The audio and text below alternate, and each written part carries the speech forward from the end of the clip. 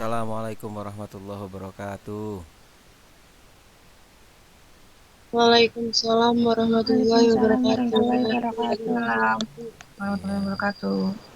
alhamdulillah saya masuk juga di room ini. Nyari-nyari dari tadi linknya.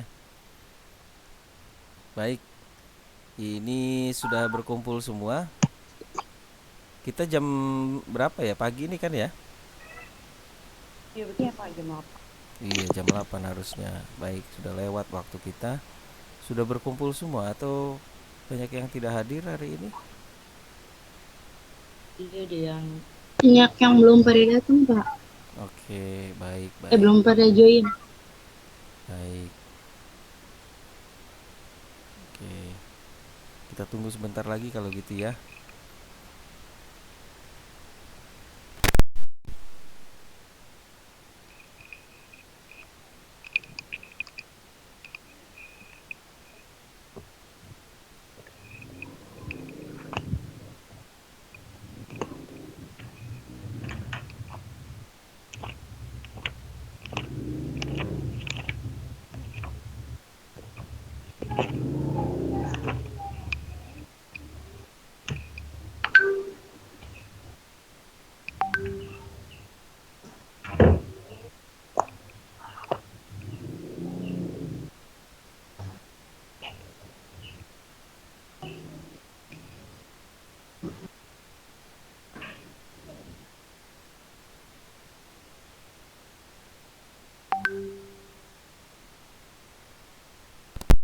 Hari ini kelompok satu siapa? Sudah siap belum? saya Pak. Sudah siap hari ini? Sudah, Sudah ya, alhamdulillah. sudah. Kelompok 2 ada?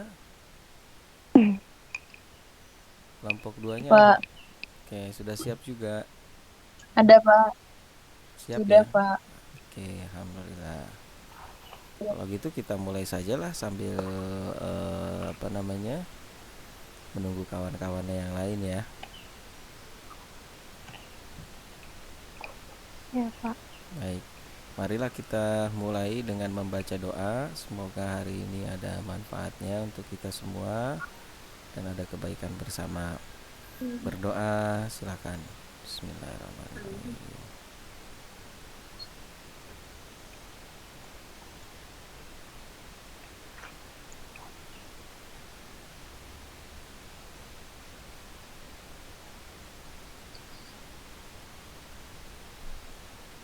Baik. Jangan lupa di LMS diisi kehadirannya ya di sesi 2. Di sesi 2 Ya itu Pak. nanti ada kehadiran di sesi 2 tuh web 1 ya. Silakan diisi di sana. Kemudian eh,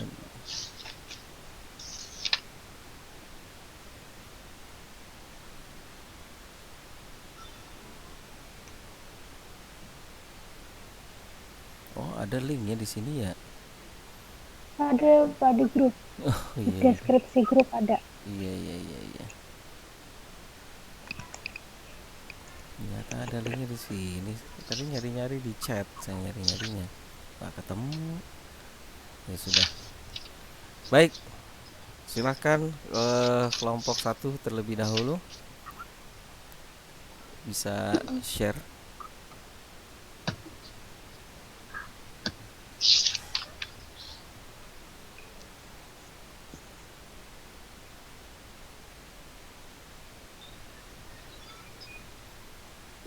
Oke, sudah kelompok 1. Ya Pak, sebentar. Lagi proses Pak. Baik.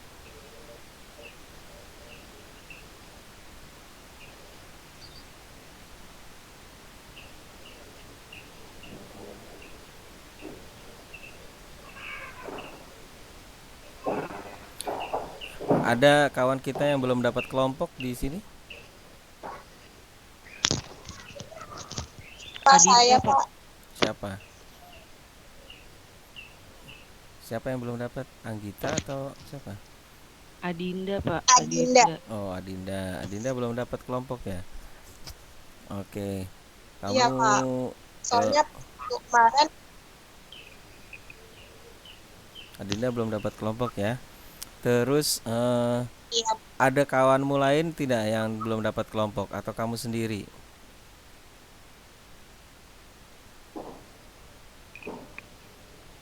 kemarin pas tanya Kak Dara katanya ada Kak, ada Pak, tapi nggak tahu siapa. Oh, siapa ya yang waktu itu yang belum dapat? Ntar saya cek coba di sini nih di. Maaf. Mm-mm. Iya, apa tuh? Ya, kenapa?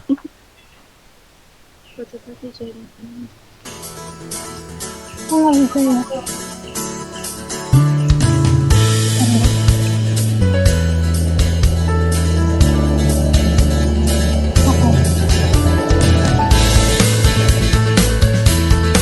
ya. Ya, lihat.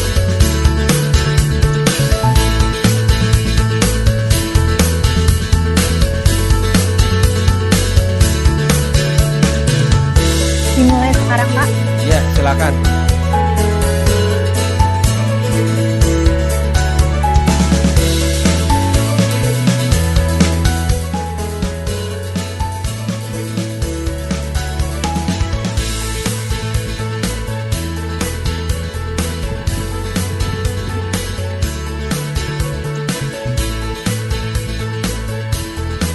Assalamualaikum warahmatullahi wabarakatuh.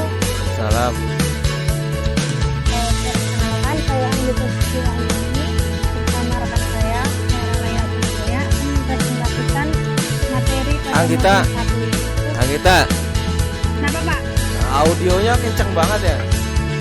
Iya, Pak. Volumenya kamu kecilkan.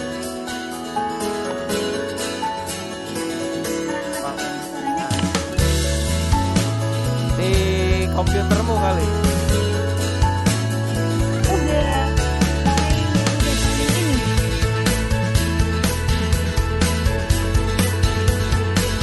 Aduh. Nah, ulangi lagi. Audionya dikecilin. Keluar ya? Audionya dikecilin dulu dikit, sedikit, kecilin aja. Ntar dulu. Gak apa-apa, enak Gimana nambah kecilinnya? Hah?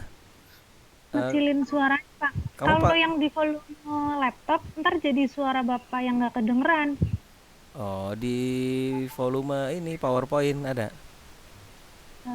Coba sebentar. Kamu cek di PowerPoint ntar ada volume. Oh, iya.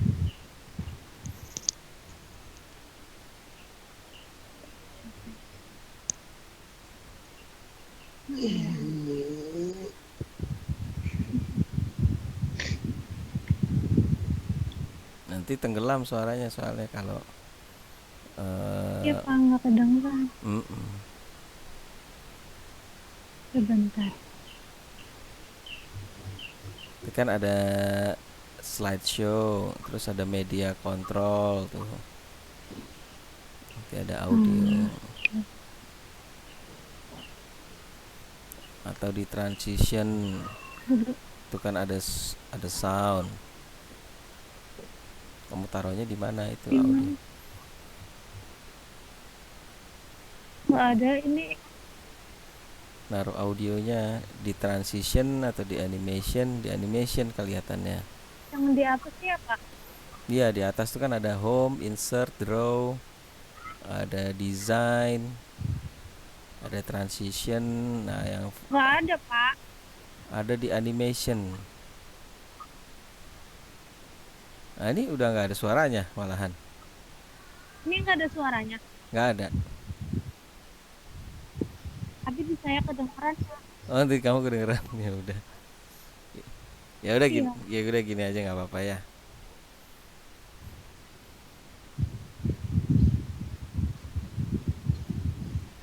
Di suaramu gede banget tuh kayaknya. Suara saya kedengeran, Pak. Suaramu terdengar. Nah, gimana ya, Pak? Gimana apa? Sebentar, saya cek PowerPointmu ya. Coba Ya, PowerPoint-mu kamu udah kirim ke WhatsApp grup belum? boleh Pak. Oh ini ya, 3 mega.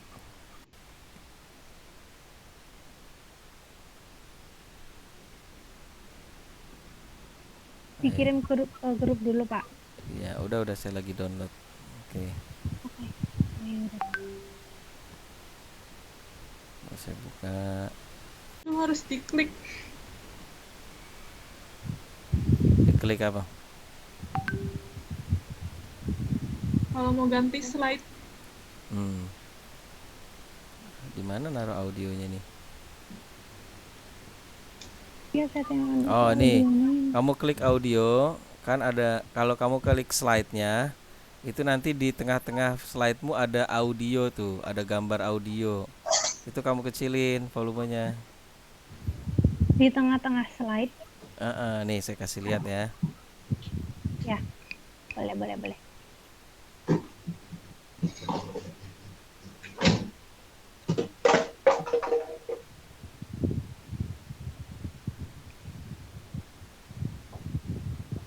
Nih, kelihatan ya. Ini di tengah audio nih, ada audionya nih tuh. Belum Pak. Nih gambar begini nih. Lihat Belum kelihatan Pak. gambar speaker. Oh, Ini kan oke. kan di tengah ada gambar Oh speaker. iya Pak. Kamu kecilin di sini. Nih kamu di sini kamu kecilkan. Set gitu. Oh, berarti ke PowerPoint-nya dulu ya Pak? Iya, memangnya kamu nggak pakai PowerPoint ya? PowerPoint kan? Ya pakai, maksudnya saya langsung yang di share screen-nya tadi. Iya. Gitu ya. Sebentar. Ya. Nah, di sini ada audio ini ya, kamu kecilin di bagian sini. Sudah?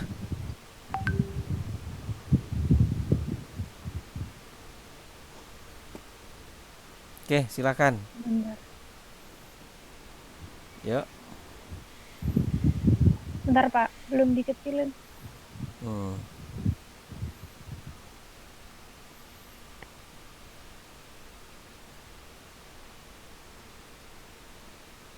Ini.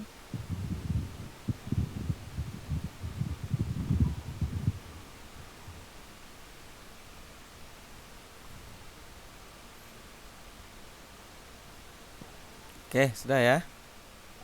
Ya Pak, Ayo, silakan. lagi share screen Pak. Oke.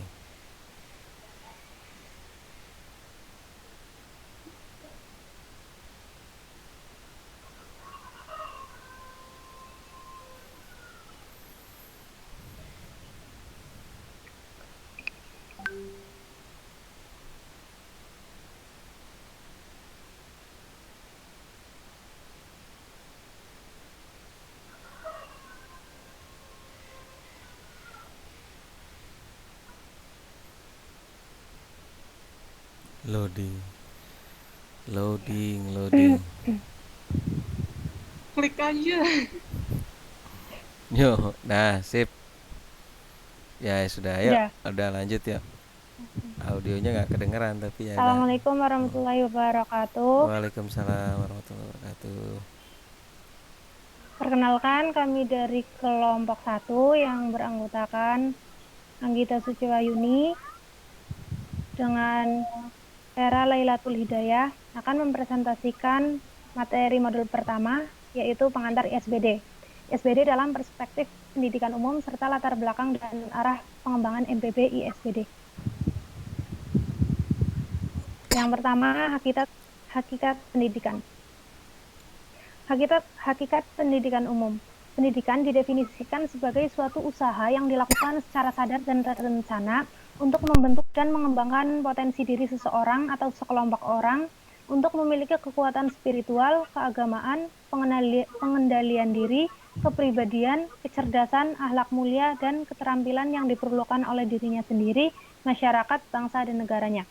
Pendidikan diarahkan untuk mampu menghasilkan manusia yang unggul secara intelektual, anggun secara moral, kompeten, dan menguasai iptek, serta memiliki komitmen tinggi untuk berbagai peran sosial.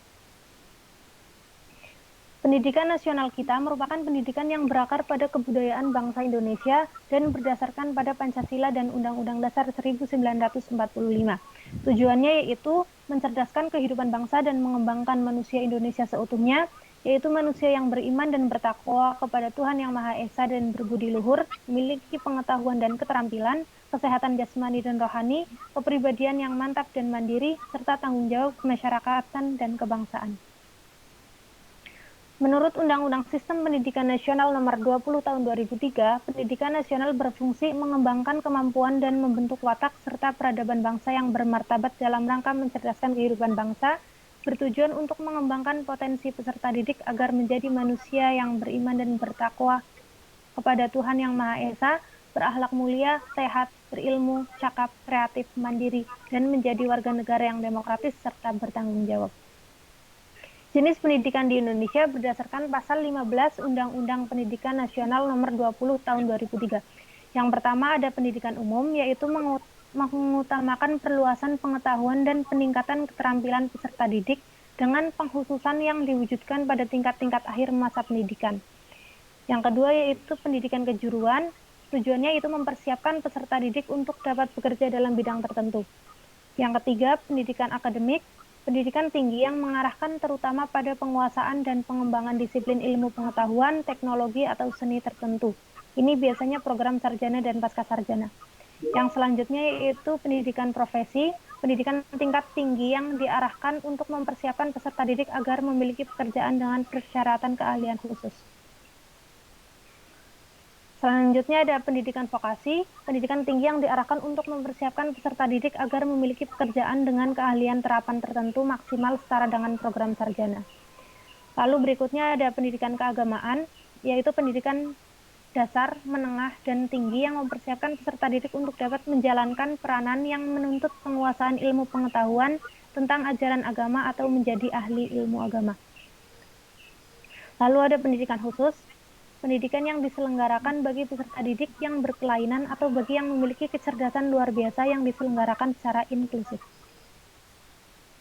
Merujuk pada Undang-Undang Sistem Pendidikan Nasional Nomor 20 Tahun 2003, pendidikan umum adalah pendidikan yang mengutamakan perluasan pengetahuan dan peningkatan keterampilan peserta didik dengan pengkhususan yang diwujudkan pada tingkat-tingkat akhir masa pendidikan. Sebagian pakar pendidikan memaknai pendidikan umum sebagai pendidikan nilai atau value education, bagian lain menyebut sebagai pendidikan kepribadian atau personality education, pendidikan karakter, karakter building, pendidikan kewarganegaraan, dan sebagainya. Dalam sistem pendidikan nasional, pendidikan umum menjadi suatu kewajiban yang harus dijalankan oleh semua perguruan tinggi di Indonesia, yang kemudian menjadi dasar dalam pelaksanaan tridharma perguruan tinggi. Maksudnya adalah setiap perguruan tinggi harus menjalankan misi pendidikan, penelitian, dan pengabdian masyarakat. Khusus untuk misi pendidikan, perguruan tinggi harus menghasilkan lulusan yang memiliki kemampuan personal, akademis, dan profesional.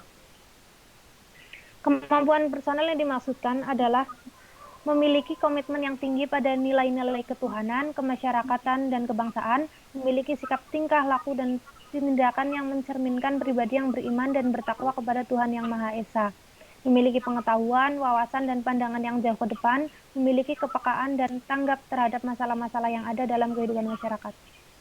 Berikut, kemampuan akademis dimaksudkan agar lulusan suatu perguruan tinggi harus memiliki kemampuan berkomunikasi secara ilmiah, baik lisan maupun tulisan, penguasaan terhadap peralatan analisis maupun berpikir logis, kritis, sistematis, dan analitis, kemampuan konseptual untuk mengidentifikasi dan merumuskan masalah yang dihadapi. Yang keempat, kemampuan menawarkan berbagai alternatif pemecahan masalah yang dihadapi dalam kehidupan bermasyarakat. Kemampuan profesional lebih mengharapkan agar mahasiswa lulusan perguruan tinggi mampu memiliki pengetahuan mendalam sebagai ahli dalam bidang profesinya dan memiliki keterampilan yang tinggi dalam bidang profesinya. Pendidikan umum adalah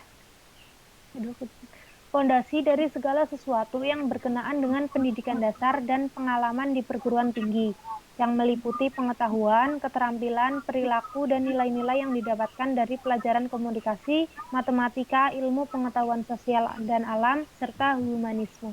Pendidikan umum menyediakan kesempatan bagi mahasiswa untuk dapat berpikir logis, kritis, dan kreatif, berkomunikasi secara efektif baik oral maupun menulis, membaca secara ekstensif dan berperspektif, menelusuri nilai moral dan estetik, relasi sosial, dan berpikir kritis dalam hal kemanusiaan.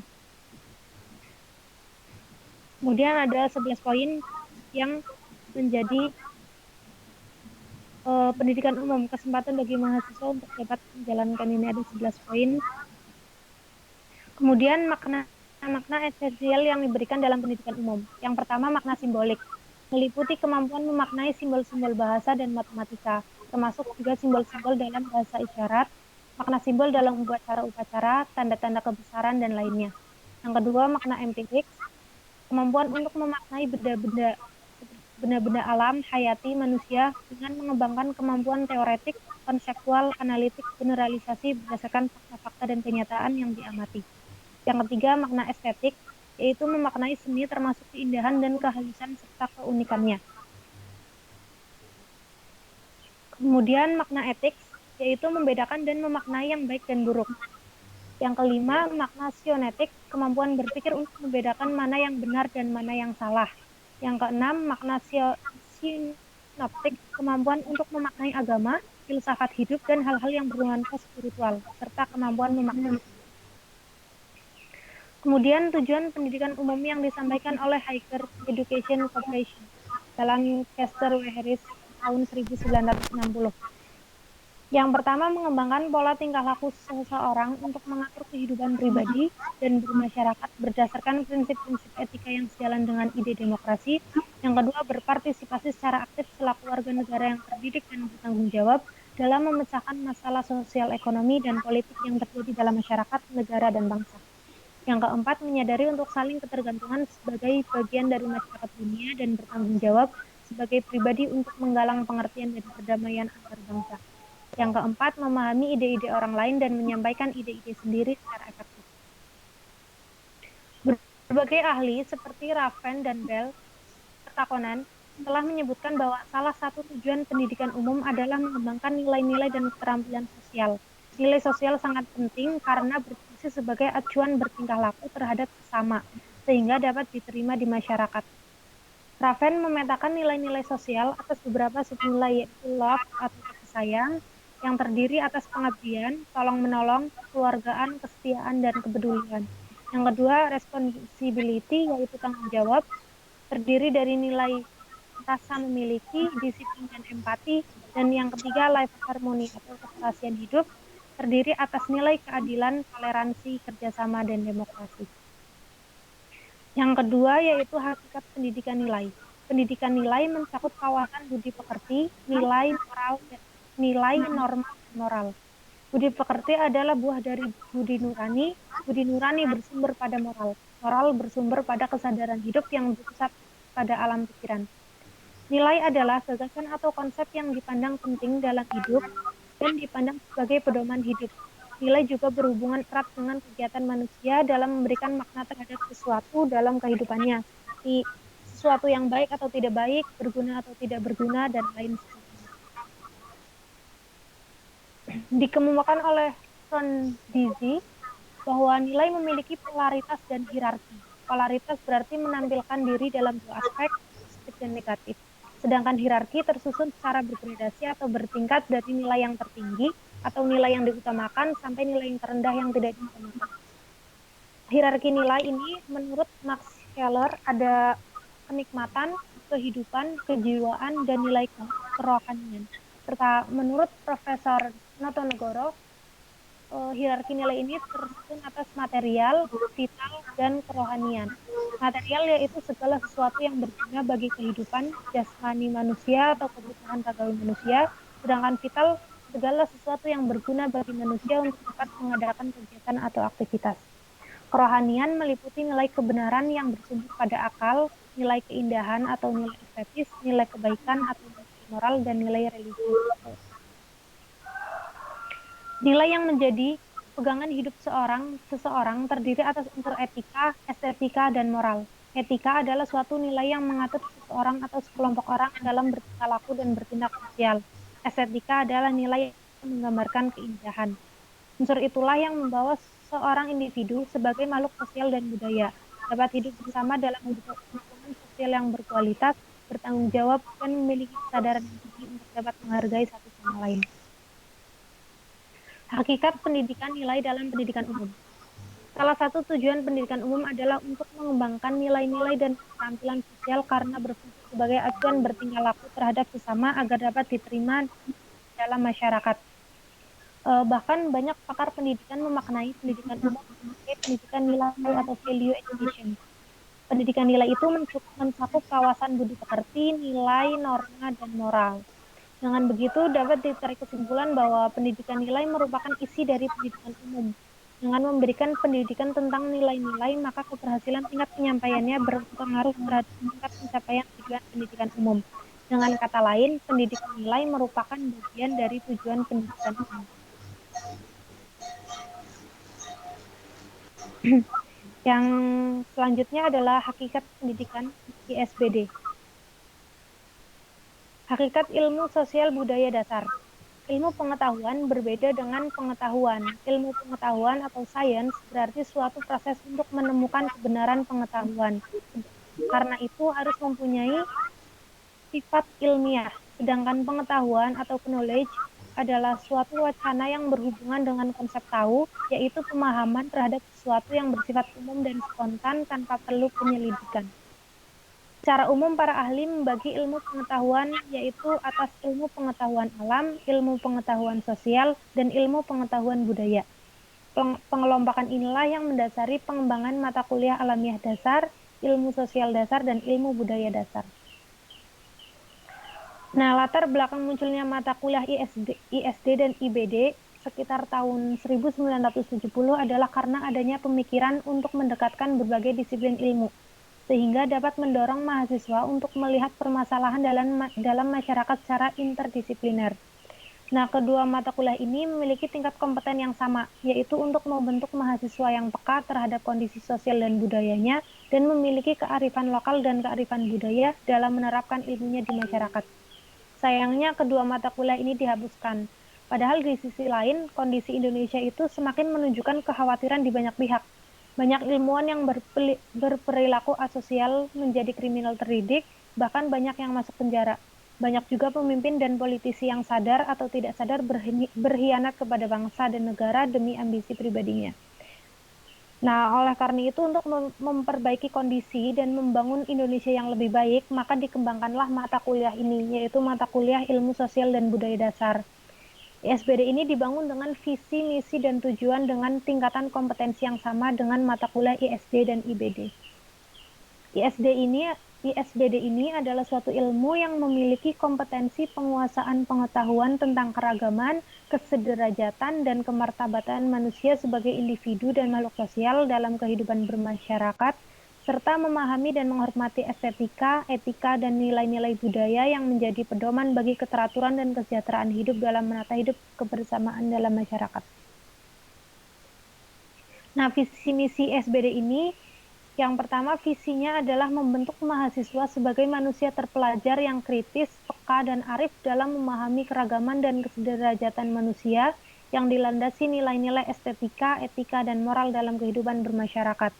Misinya adalah memberikan landasan wawasan yang luas serta menumbuhkan sikap kritis, peka, dan arif pada mahasiswa untuk memahami keragaman dan kesederajatan manusia dalam kehidupan bermasyarakat selaku individu dan makhluk sosial yang beradab serta bertanggung jawab terhadap sumber daya dan lingkungannya.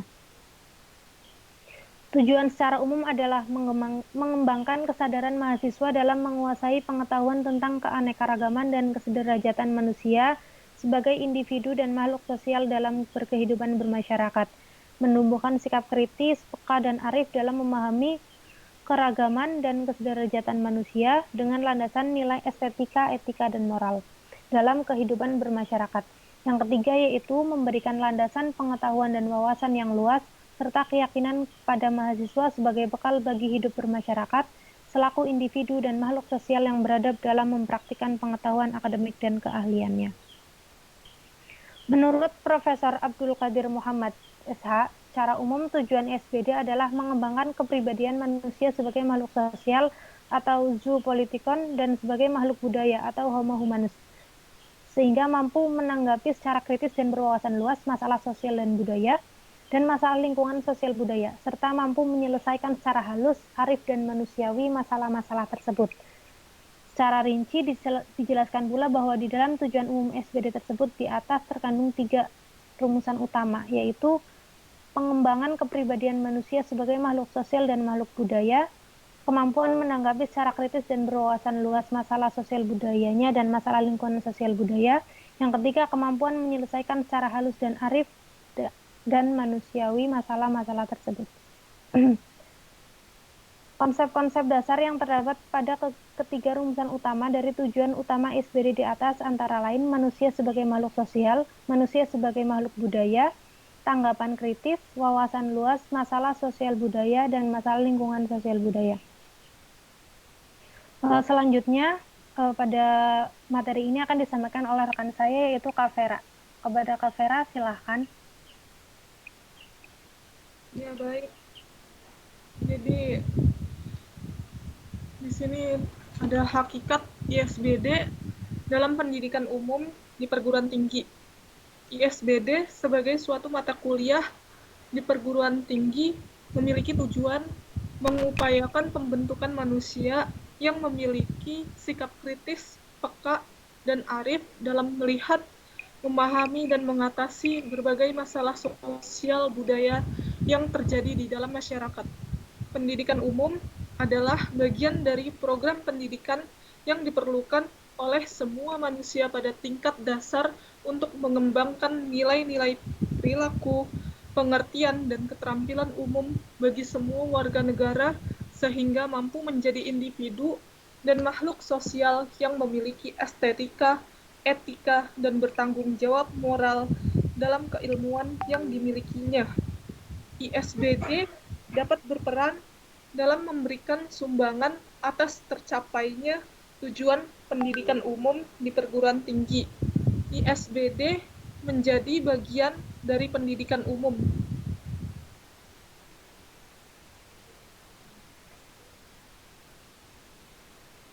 Langkah selanjutnya di sini ada pengertian dan arah pengembangan MBB ISBD.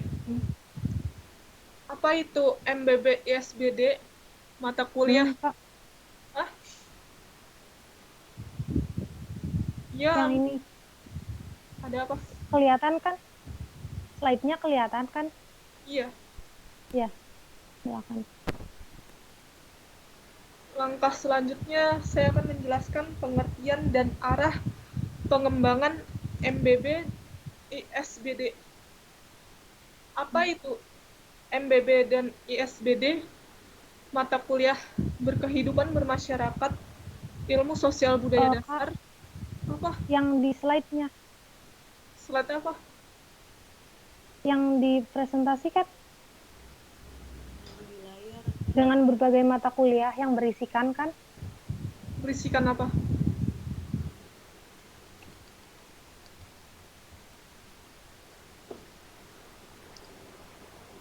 Berisikan apa? Yang slide selanjutnya, yang di tampilan kakak itu bacaannya apa? Slide selanjutnya adalah pengertian dan arah pengembangan MBB ISBD.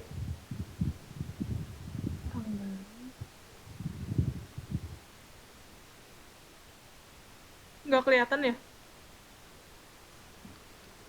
Kan saya yang share screen, Kak. Kakak baca aja yang di tampilan komputernya. Nanti saya yang geser slide-nya gitu. Ya udah. Udah, kan udah nyampe masyarakat tadi.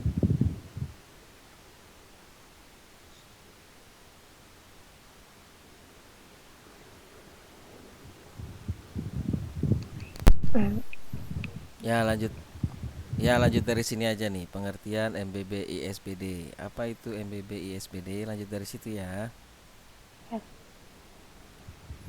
Ya silakan Vera. Jadi dalam keputusan Dirjen Dikti Depdiknas Republik Indonesia nomor 44 tahun 2006 bahwa mata kuliah berkehidupan bermasyarakat MBB memiliki visi untuk membentuk mahasiswa yang memiliki kepribadian, kepekaan sosial, dan kemampuan hidup bermasyarakat, pengetahuan tentang pelestarian, pemanfaatan sumber daya alam, dan lingkungan hidup, dan memiliki wawasan tentang perkembangan ilmu pengetahuan, teknologi, dan seni.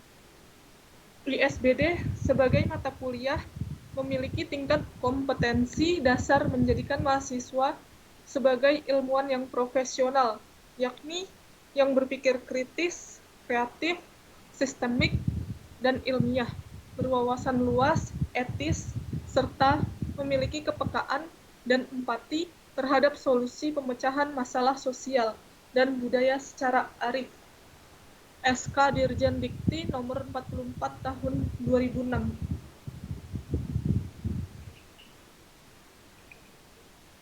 Lalu,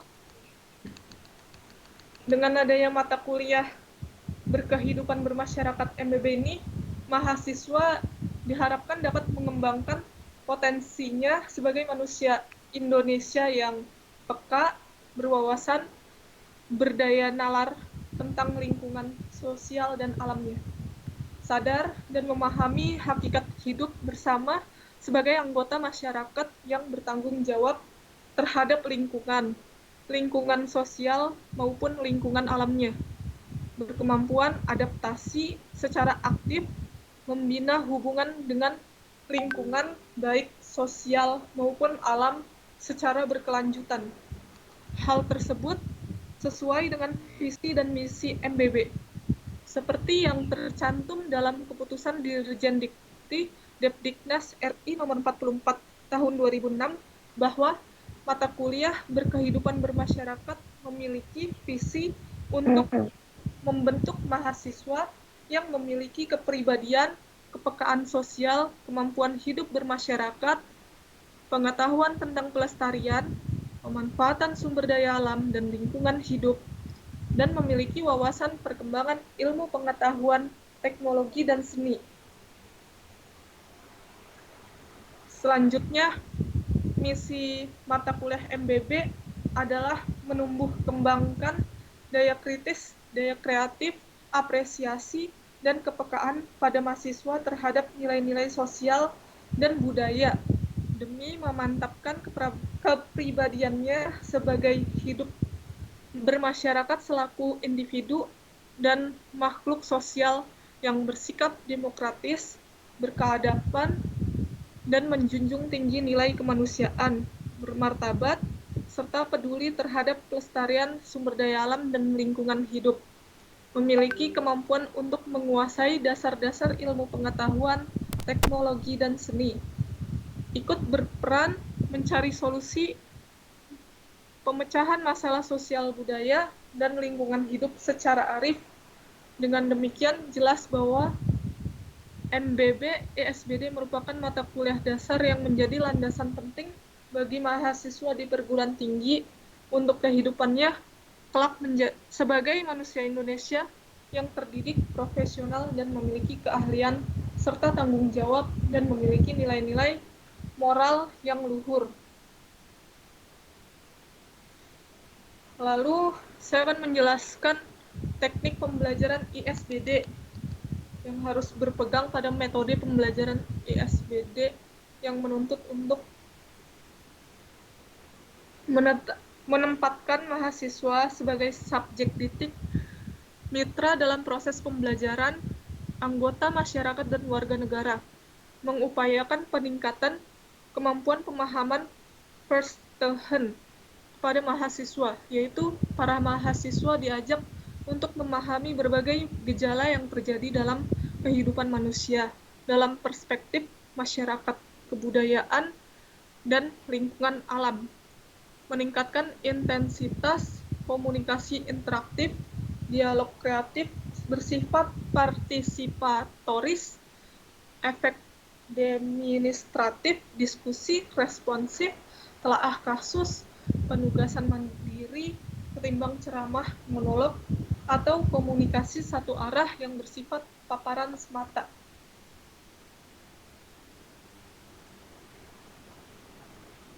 Dengan metode dan teknik pembelajaran ISBD tersebut, maka sistem evaluasi yang digunakan dapat mencakup penilaian atas knowledge, comprehension, application, analysis, synthesis, dan evaluation. Knowledge untuk mengukur tingkat pengetahuan, wawasan, dan kemampuan mahasiswa menjelaskan kembali materi yang telah disampaikan. Yang kedua, comprehension untuk mengukur wawasan, kepekaan, dan tingkat kritis mahasiswa dalam mengamati dan menelaah fenomena sosial budaya secara komprehensif.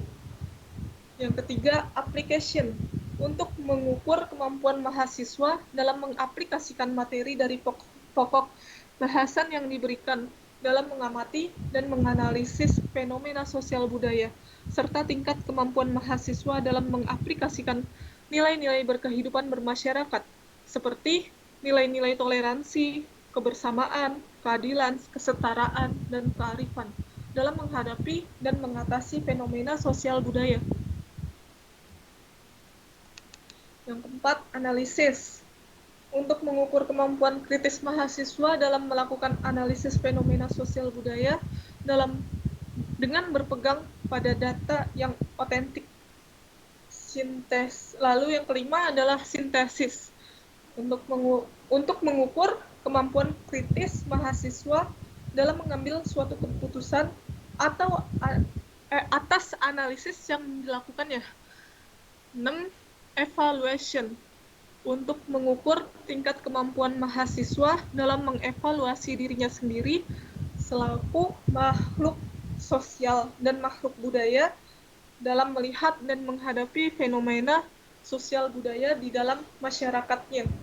Bagaimana tingkat kepekaannya, bagaimana kemampuan kritisnya, dan apakah ia selaku makhluk sosial dan budaya telah memiliki nilai-nilai berkehidupan bermasyarakat seperti nilai-nilai toleransi, kebersamaan, keadilan, kesetaraan, dan kearifan.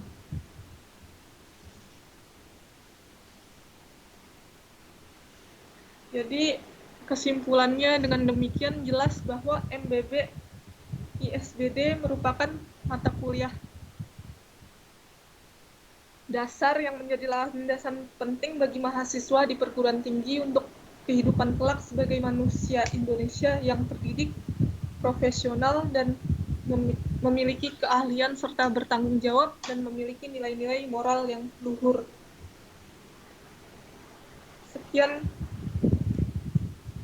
Sekian dari kami. Saya ucapkan terima kasih. Wassalamualaikum warahmatullahi wabarakatuh. Waalaikumsalam warahmatullahi wabarakatuh. Waalaikumsalam warahmatullahi wabarakatuh. Baik, sekarang kita masuk ke sesi diskusi. Oke, tadi kelompok 1 sudah presentasi, sudah paparan. Sekarang kita akan diskusi. Silakan perwakilan dari kelompok 2 sampai 9 untuk mengajukan pertanyaan kepada kelompok 1. Kelompok 1 akan mencatat siapa saja yang mengajukan pertanyaan, dan ini akan kita hitung sebagai poin partisipasi ya. Jadi dicatat siapa yang bertanya, kemudian perwakilan dari kelompok berapa, kemudian pertanyaannya apa. Gitu. Oke, silakan. Siapa dulu? Kelompok 3 ada kelompok 3? Oke, silakan kepada kelompok 1 ya. Iya, tapi saya belum ada kelompok, nggak apa-apa, Pak. Iya, nggak apa-apa. Perkenalkan, nama saya Dinda Desretana Putri. Di sini saya ingin bertanya, sesuai dengan jenis pendidikan di Indonesia tadi, berdasarkan pasal 15 Undang-Undang Pendidikan Nasional Nomor 20 Tahun 2003, bagaimana menurutmu mengenai sistem pendidikan di Indonesia, baik dari segi pendidikan umum sampai dengan pendidikan khusus yang ada di Indonesia ini? Terima kasih. Bagaimana menurut kelompok kami?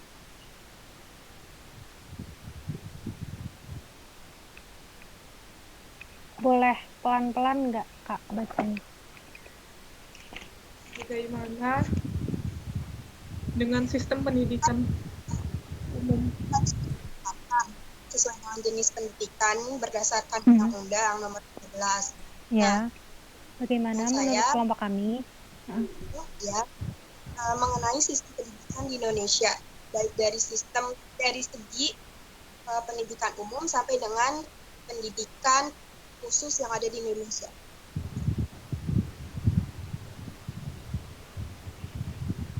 Terima kasih.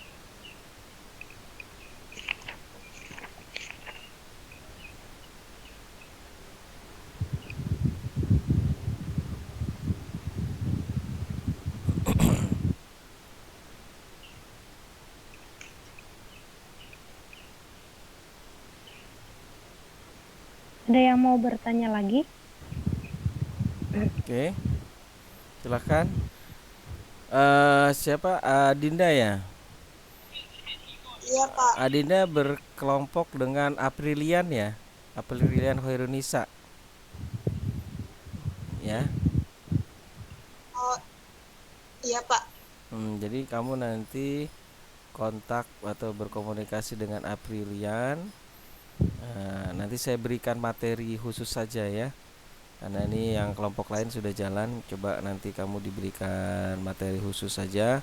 Nanti kita masih punya sesi terakhir itu, masih ada waktu untuk bisa presentasi.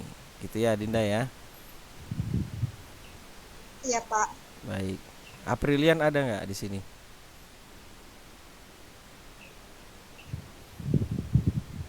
Nggak ada ya. Oke. Baik, pertanyaan berikutnya dari kelompok 2 ada? Ada, Pak. Silakan. Ya. Saya Arfiana dari kelompok 2 ingin bertanya. Tadi kan menjelaskan tentang pendidikan umum ya. Nah, saya mau bertanya mengapa manusia dapat dididik, harus dididik dan juga memerlukan pendidikan. Terima kasih. Baik, mengapa manusia itu perlu dididik dan kemudian membutuhkan pendidikan? Oke. Kelompok 3 ada?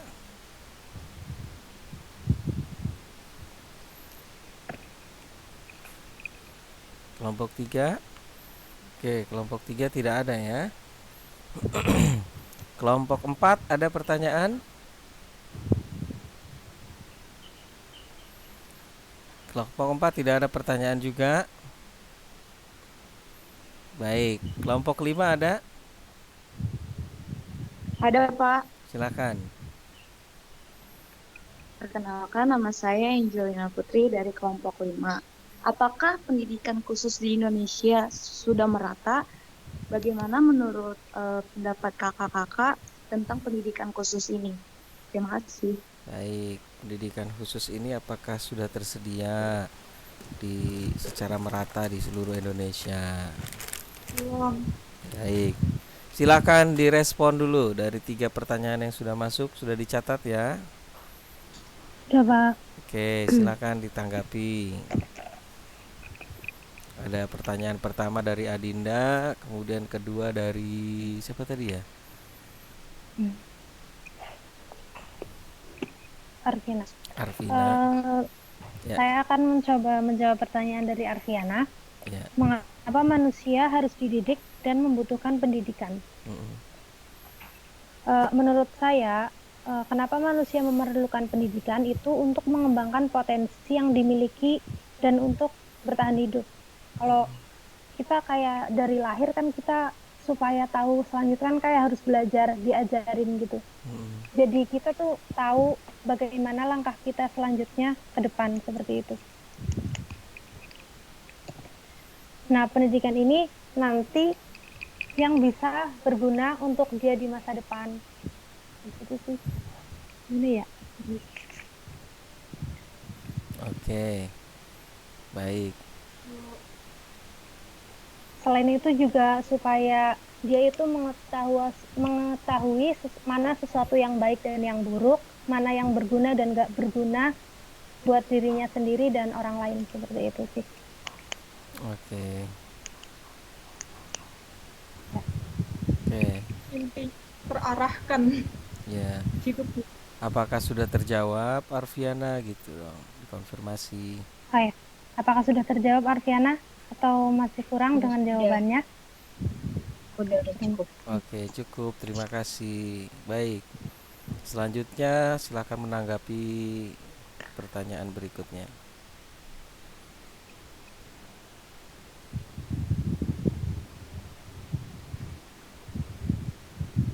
Yuk.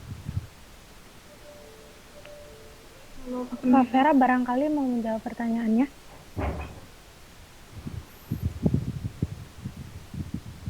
Kalau pendidikan berkebutuhan khusus sepertinya belum merata. Oke, kenapa bisa dikatakan belum merata? Kurangnya kesadaran masyarakat mengenai pentingnya pendidikan anak disabilitas, Pak. Oke. Terus? Sama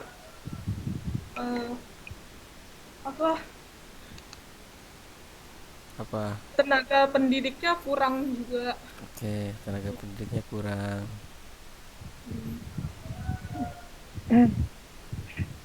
Sudah?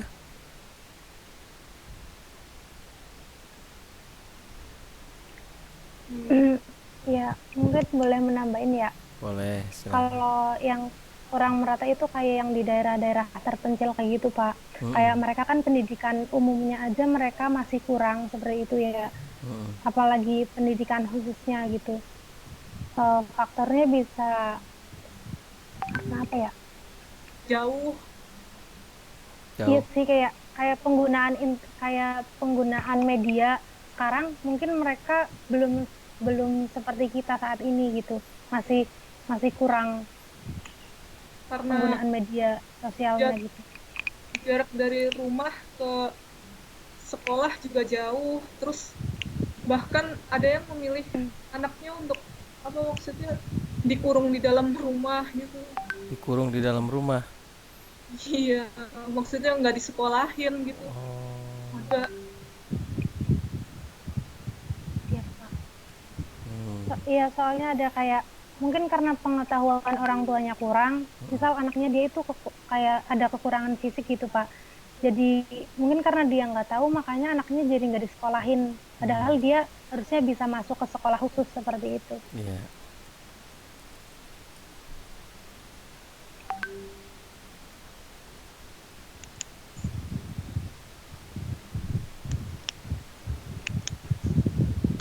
Gimana Kak Angelina? Apa masih kurang dengan jawabannya?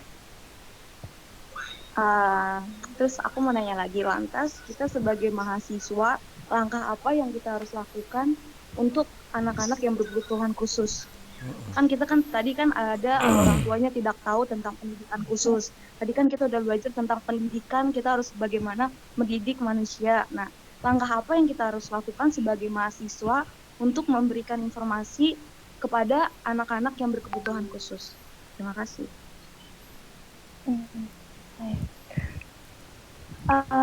Kita sebagai mahasiswa ya, biasanya kan kalau ini kan kayak ada kegiatan, ini apa sih namanya, kayak ngajar bebas gitu Kak. Ada kan, kayak jadi relawan gitu. Ada ya? Nah, mungkin kita bisa mulai dari situ. Ya, kita bisa mulai dari situ, kayak kita ikut ngajarin mereka gitu kan, kayak ya kan kayak ada komunitas gitu ya, komunitas untuk mengajar yang seperti itu. Nah, mungkin kita bisa ikut langsung ke situ, jadi kita bisa tahu mereka secara langsung gitu.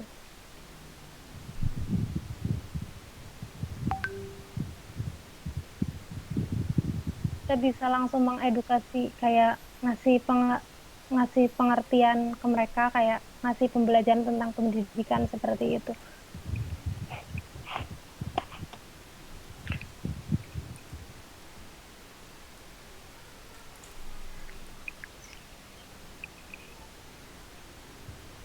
Barangkali ada tambahan Kak Vera?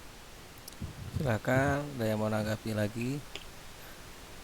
Baik, pertanyaan terakhir ya. Ada satu lagi kan yang belum? Iya. Silakan.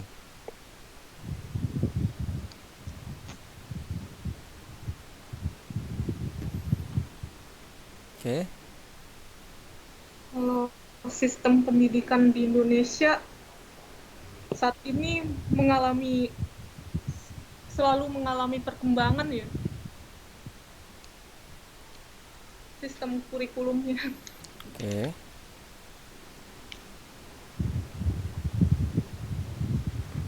Perkembangannya seperti apa itu? Sistem kurikulumnya berganti, Pak, Hmm. dari tahun ke tahun. Mm-mm.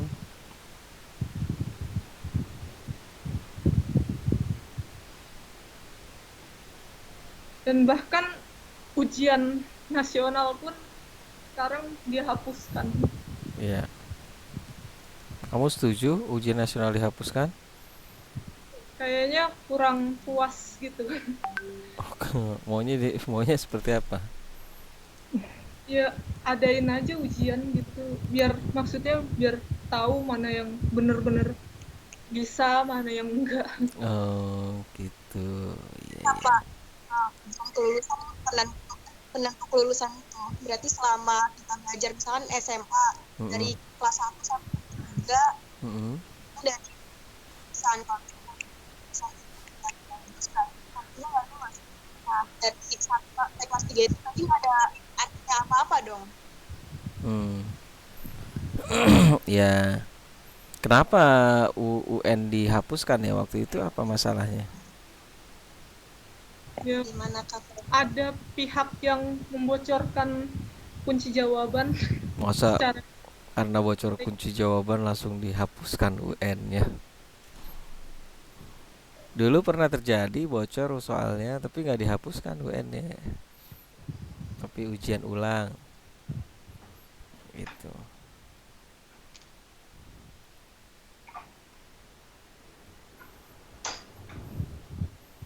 Baik. Ya, di antara paradigma mengapa UN itu ditiadakan karena pertama ya, Indonesia ini karakteristik wilayahnya luas, dari mulai yang sangat maju, dari mulai yang maju sampai yang tertinggal. Gitu ya. Kemudian seringkali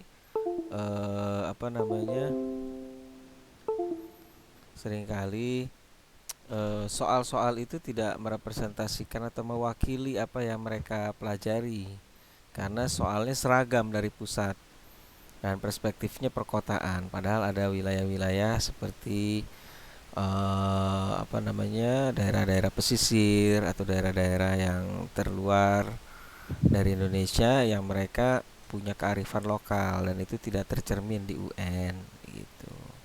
Sehingga UN itu dihapuskan. Kemudian presentasinya semula kan tidak dihapuskan, hanya persentase dari kelulusan, ya toh, lebih besar dari hasil ujian sekolah. Nah, kalau sekarang sudah 100% hasil dari ujian sekolah, dengan pandangan bahwa guru di sekolahnya lebih memahami muridnya gitu. Tinggal persoalannya, kita jadi kayak seperti tidak punya standar nih bagi orang-orang yang setuju sama UN ya. Oh, kita jadi Iya. tidak punya standar nih gitu. Baik, ada lagi pertanyaan lain untuk kelompok 1? Saya kira kita perlu bergerak ke kelompok 2 ya. Silakan disimpulkan aja kelompok 1. Silakan kesimpulannya.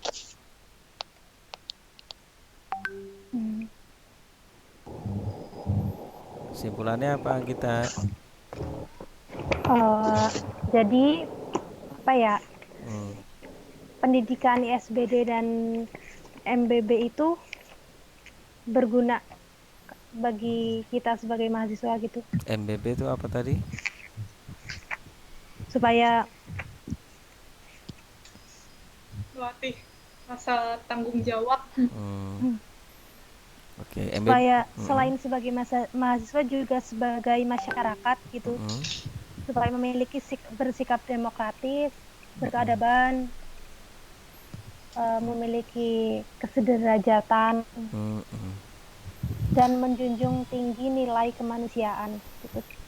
Baik. Selain itu juga Mm-mm. memiliki udah Selain itu memiliki apa lagi Anggita? Silakan lanjut. memiliki kemampuan untuk mengetahui dasar-dasar ilmu pengetahuan. Oke. Baik, demikian dari kami presentasi kelompok 1. Selanjutnya. Demikian presentasi dari kelompok 1. Apabila ada kekurangan, kami mohon maaf. Sekian, wassalamualaikum warahmatullahi wabarakatuh. Waalaikumsalam warahmatullahi wabarakatuh.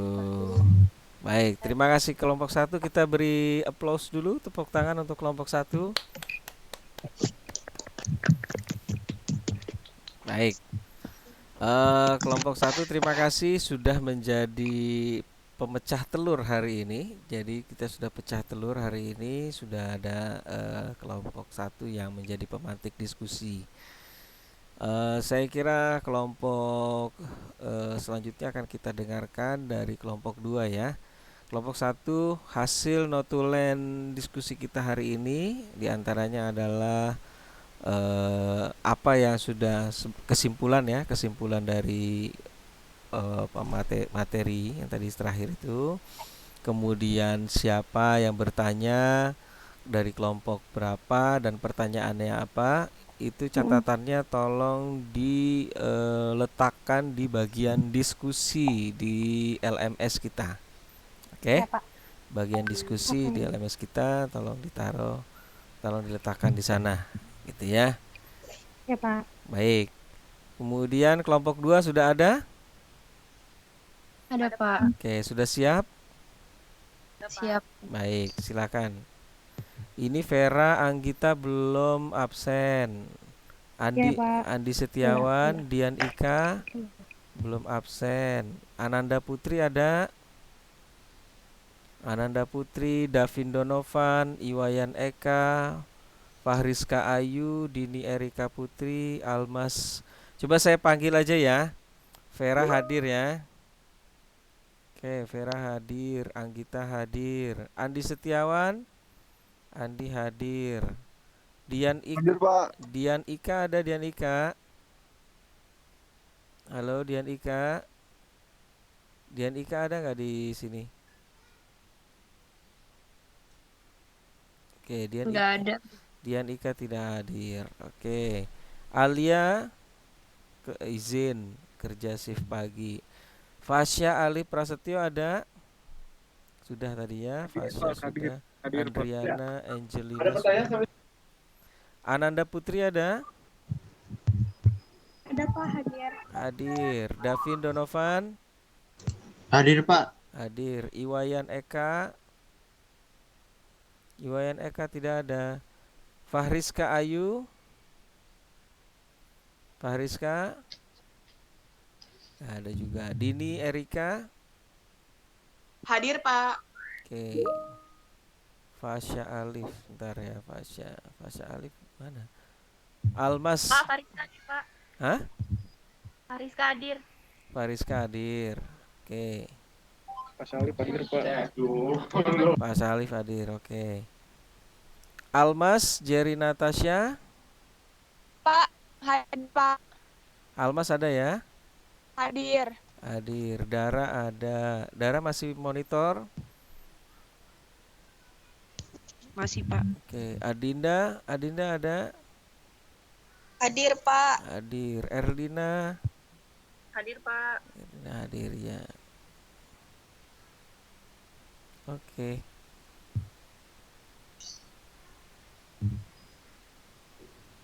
Azra hadir, Pak, belum dipanggil.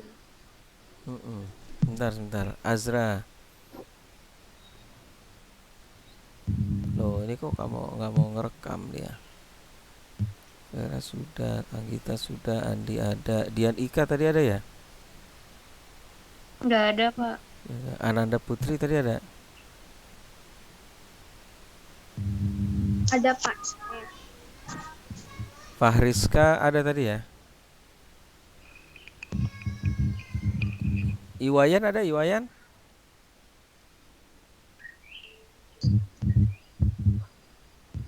Klik apa ini, Pak? Present, exultate, let, absent. Present itu artinya datang. L itu late artinya terlambat. E itu excuse artinya izin. A itu absent artinya tidak hadir. Ntar saya save attendance kok nggak mau dia.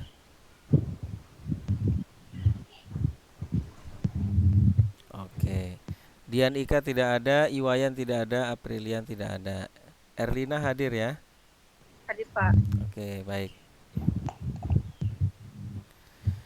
Oke, silakan kelompok 2 sudah. Share screen-nya boleh dibagikan.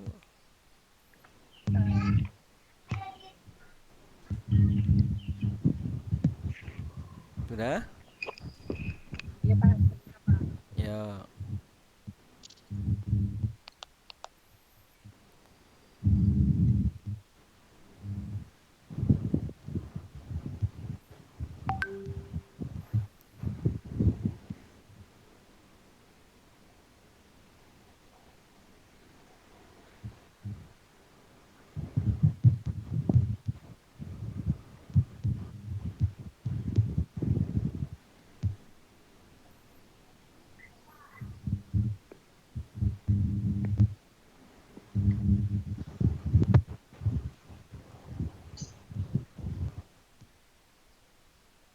Oke, silakan kelompok 2.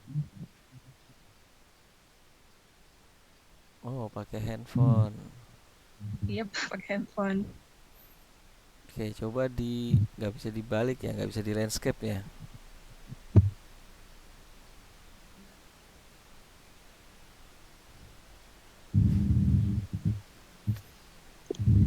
Oke.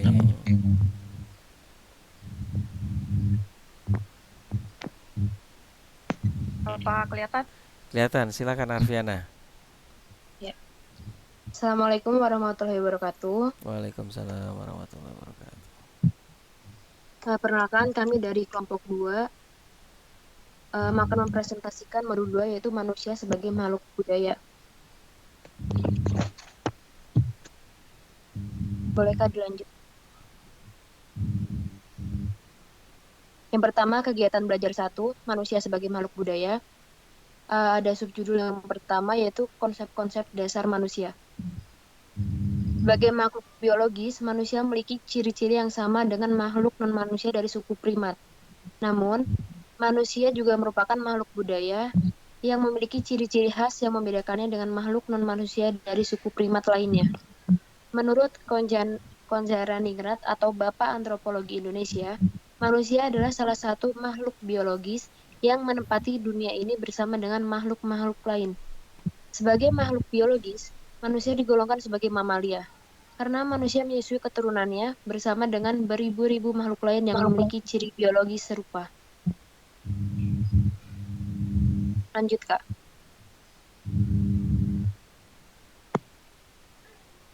Di samping persamaan-persamaan manusia dengan makhluk non-manusia yang berasal dari suku primat, para ahli juga mengidentifikasi berbagai perbedaan signifikan. Pertama, manusia memiliki kemampuan lebih besar untuk bekerja sama dan berbagi. Kedua, manusia mengembangkan dan melestarikan sistem pernikahan dan sistem kekerabatan. Konjaraningrat juga memaparkan 2 ciri-ciri lain. Yang pertama, manusia memiliki akal, yakni kemampuan untuk membentuk berbagai gagasan dan konsep. Kedua, manusia memiliki kemampuan untuk mengomunikasikan bahasa dengan lambang vokal yang kita kenal sebagai bahasa. Lanjut, Kak.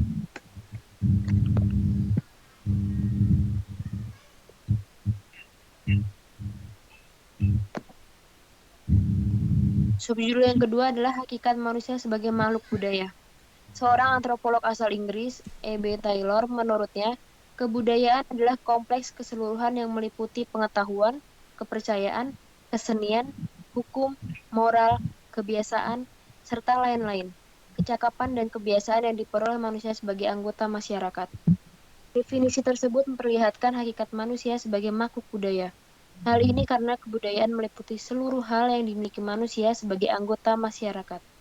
Dalam konteks ini, kebudayaan mencakup berbagai hal, mulai dari cara manusia makan, minum, dan berpakaian, sampai berbagai bentuk pengetahuan yang dikembangkan manusia untuk kelangsungan hidupnya.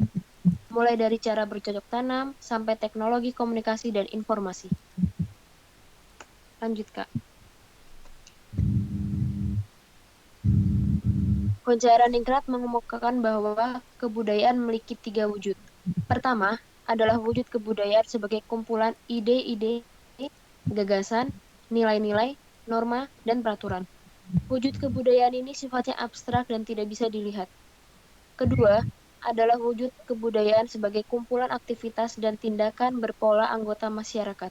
Wujud kedua ini dapat diamati meskipun sering tidak disadari. Ketiga, adalah wujud kebudayaan sebagai benda-benda hasil karya manusia. Dapat berupa benda-benda yang kita gunakan sehari-hari seperti pensil, penggaris, dan penghapus. Lanjut, Kak.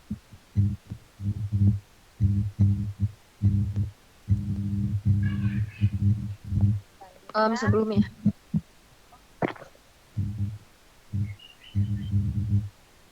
Serena Nanda dan Richard L. Worms menguraikan 6 karakter budaya. Yang pertama, budaya adalah sesuatu yang dipelajari.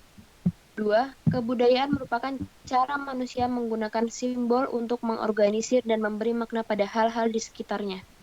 Ketiga, kebudayaan adalah sebuah sistem yang terintegrasi sehingga perubahan pada satu elemen budaya akan menyebabkan perubahan pada elemen budaya yang lain. Yang keempat, kebudayaan mencakup seperangkat norma dan nilai yang digunakan bersama oleh anggota kelompok masyarakat.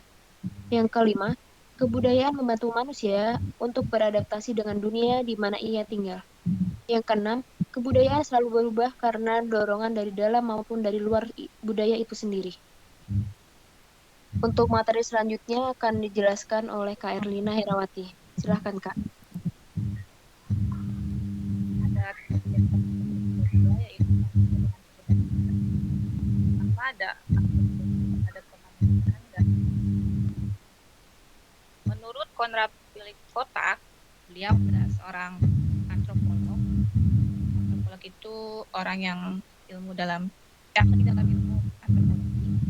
Jadi adalah ilmu yang mempelajari tentang keragaman manusia atau tentang masyarakat dan budaya manusia serta perkembangan.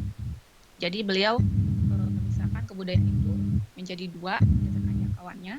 Ada budaya nasional dan budaya internasional. Budaya nasional adalah Erlina. Percayaan. Ya, Pak. Itu kabel mic-nya coba diperbaiki dulu. Mic apa, Pak? Ah ya, itu bunyi-bunyi. Kamu pakai kabel? Enggak? Enggak. Oh, enggak ya.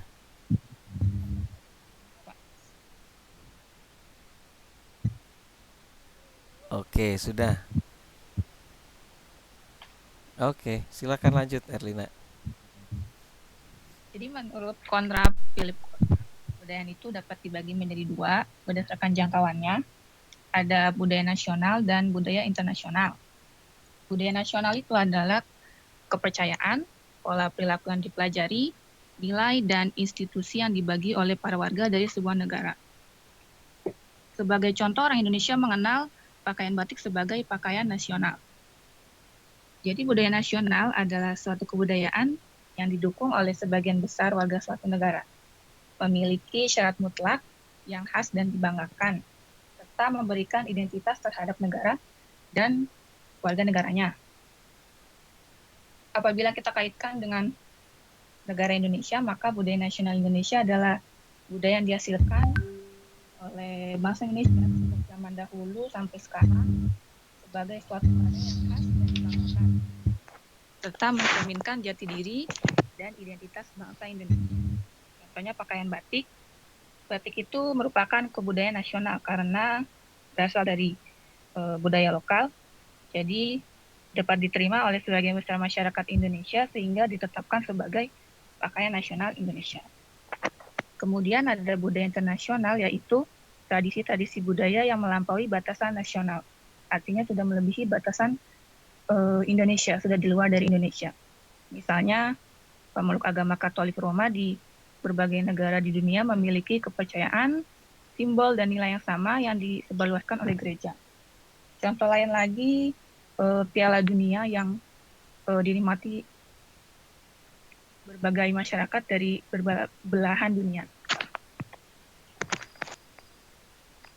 Selanjutnya, menurut John J. Masionis, kebudayaan dibedakan menjadi dua berdasarkan kelas sosial. Kalau tadi dibedakan berdasarkan jangkauannya, sekarang dibedakan berdasarkan kelas sosialnya. Menurut beliau, kebudayaannya dapat dibagi menjadi dua, yaitu budaya tinggi dan budaya populer. Budaya tinggi adalah pola-pola budaya yang memisahkan kelompok elit dalam masyarakat lain. Sebagai contoh, tata cara dan peralatan yang mengikuti standar internasional kerap dinilai sebagai bagian dari budaya tinggi. Jadi budaya tinggi itu budaya yang lahir dari kalangan elit, baik dari status sosial, ekonomi, kekuasaan, sehingga fungsi utamanya itu hanya bisa dinikmati atau dirasakan oleh kalangan atas. Jadi jarang bisa dinikmati oleh semua kalangan. Contohnya yang ada di gambar itu ada peralatan makan table manner. Kalau table manner itu dianggapnya sebagai budaya tinggi karena hanya kalangan atas saja yang biasanya yang melakukan hal seperti itu. Kemudian ada budaya populer. Budaya populer merupakan pola-pola budaya yang tersebar di antara masyarakat pada umumnya. Jadi budaya populer itu kebudayaannya dapat diterima atau dinikmati oleh masyarakat pada umumnya. Karakteristiknya biasanya banyak peminatnya atau yang sedang viral atau eksistensinya itu biasanya nggak bertahan lama. Contohnya kalau di Indonesia itu musik dangdut. Selanjutnya, etika dan estetika berbudaya. Etika itu adalah aturan yang mengikat kelompok manusia dalam bertindak, dan estetika itu adalah keindahan. Yang pertama ada multikulturalisme. Multi artinya banyak, kulturalisme artinya budaya. Jadi multikulturalisme adalah sebuah perspektif atau pandangan yang mengakui keragaman budaya dalam suatu negara dan mempromosikan posisi yang setara untuk semua kebudayaan. Multikulturalisme menolak cara pandang yang memaksakan anggota kelompok budaya minoritas untuk mengikuti yang dominan. Jadi multikulturalisme itu mengakui bahwa keragaman budaya itu ada dan terdapat banyak perbedaan antara budaya satu dengan budaya lainnya. Dan menurut paham ini, kita harus menghargai antara budaya satu dan budaya lainnya. Kemudian ada relativisme budaya, yaitu sebuah gagasan yang menolak penggunaan standar orang-orang yang bukan anggota kelompok budaya untuk menilai perilaku dalam masyarakat tertentu. Jadi menurut gagasan ini, perilaku anggota kelompok budaya harus dinilai dengan menggunakan kacamata anggota kelompok tersebut. Jadi relativisme budaya itu adalah konsep yang memandang bahwa tidak ada standar objektif bagi semua budaya, nggak ada yang benar, nggak ada yang salah, nggak ada orang yang bisa menyatakan itu salah ataupun itu benar. Jadi kita harus menilai suatu budaya itu dari anggota kelompok budaya tersebut. Misalnya gini, tinggal serumah dengan pasangan yang kita belum nikah, tapi kita udah tinggal dengan pasangan kita serumah gitu. Kalau menurut budayanya di Indonesia, itu merupakan larangan, tidak diperbolehkan. Tapi kalau kita melihat negara lain kayak Amerika, Eropa, negara-negara Barat di sana, hal itu biasa aja gitu, tidak dilarang karena budaya mereka memang seperti itu, tidak ada aturan yang melarang untuk itu.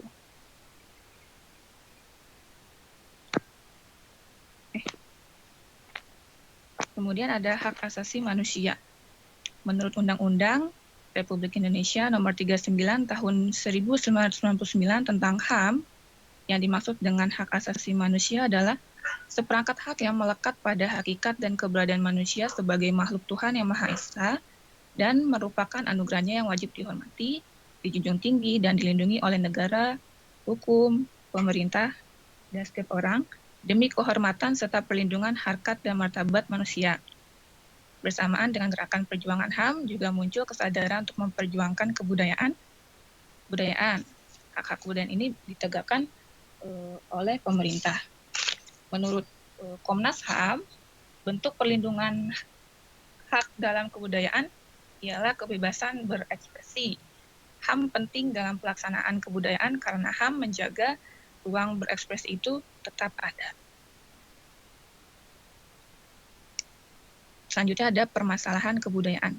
Yang pertama ada etnosentrisme, yaitu kecenderungan untuk memandang budaya diri sendiri lebih baik dibandingkan yang lain, serta penggunaan standar dan nilai sendiri untuk menilai orang-orang yang bukan anggota kelompok budayanya.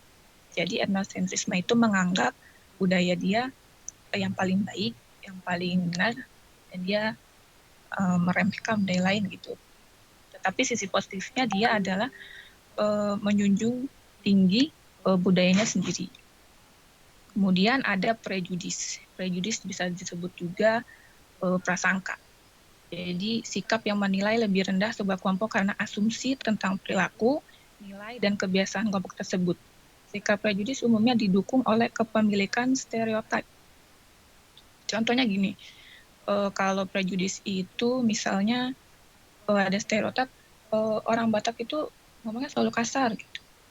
Sebenarnya kenyataannya nggak begitu. Jadi dia mengasumsikan orang Batak itu kasar. Ya udah dia nggak tahu orang Batak itu kasar. Lalu dia nggak tahu kenyataannya itu gimana.